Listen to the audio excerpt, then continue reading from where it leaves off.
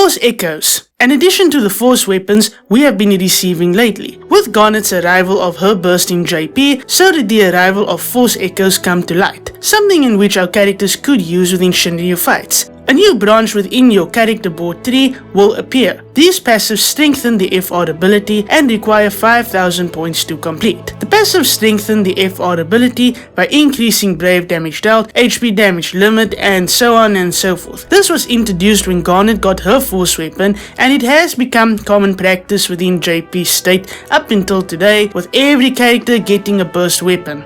Amazing. When characters equip these, those who have access to the FR abilities will be able to use them during another character's force time. Using Force Echo does not decrease the force time, and it increases the HP damage bonus too. Once said character has their FR passives, and should they be in force time, their FR ability will change from the dark blue to a teal blue. How nice! But with this addition comes some cons.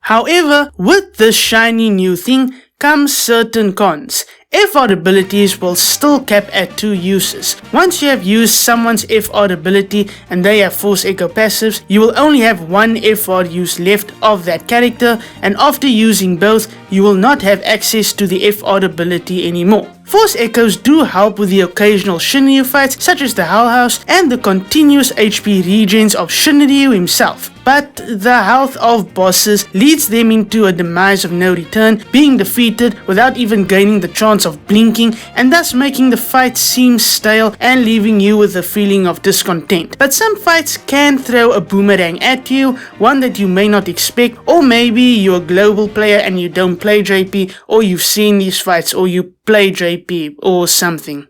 Now let me be that person.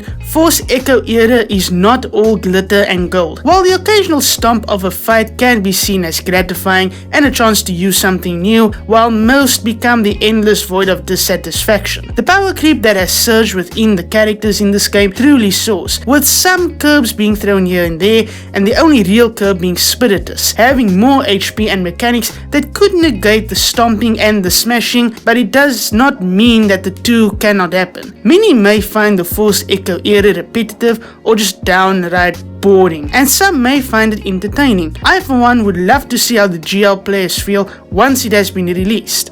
Those comments are going to be very interesting.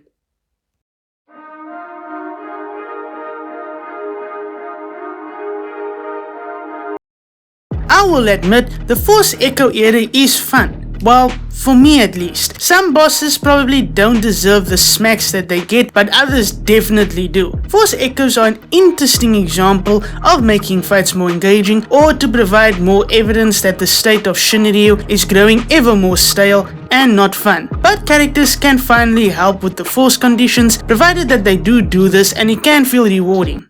Or not.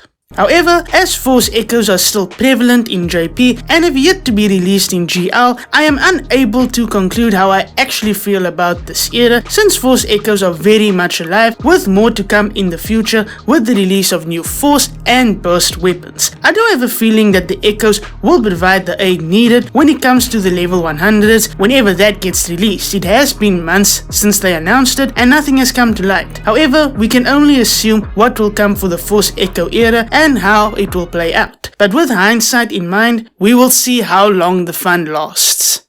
I do hope that you enjoyed this video. If you liked it, you can give it a like, or if you want to see more content like this, you can subscribe. But other than that, I will see you next time. Bye!